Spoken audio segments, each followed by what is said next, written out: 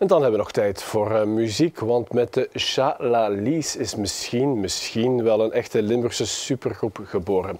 De 4 bandleden hebben een groot verleden in de Limburgse rockwereld, van Evil Superstars tot de Sore Losers. Ze speelden altijd wel ergens bij mee. En nu vinden ze elkaar bij de Chalalis. En wij gingen luisteren in hun repetitielokaal in Alkem.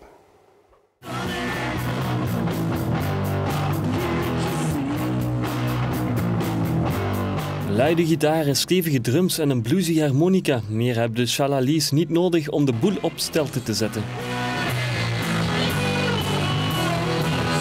Frontman Cedric Maas, ook gitarist bij de Sore Losers, kwam op het idee van deze band. Echte garagerock geïnspireerd op de jaren 60.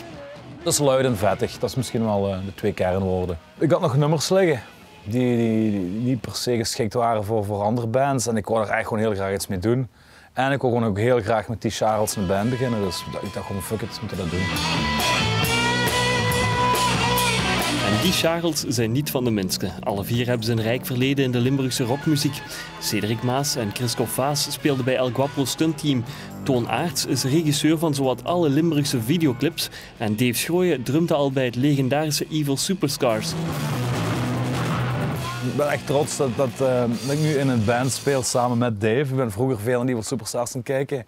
Millionaire vond ik ook te gek, Critch with the Atom Brain ook. Ik vind het allemaal te gek. Ik ben heel blij en ik ben vereerd dat hij mij die gratie heeft verleend voor mijn nummers te drummen. Mijn nummers weliswaar. Chic, ik ben ook voor u, echt waar.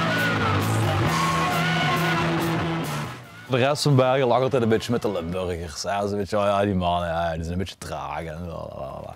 Misschien is dat ook zo. Dan zitten wij anders in elkaar, maar ik vergelijk het soms dan graag met zo die Southern Rock van Amerika, zo Lynyrd Skynyrd en zo die mannen. En ook eens van, hey, weet je wat, doen jullie uw ding maar, zo, wij doen ons ding.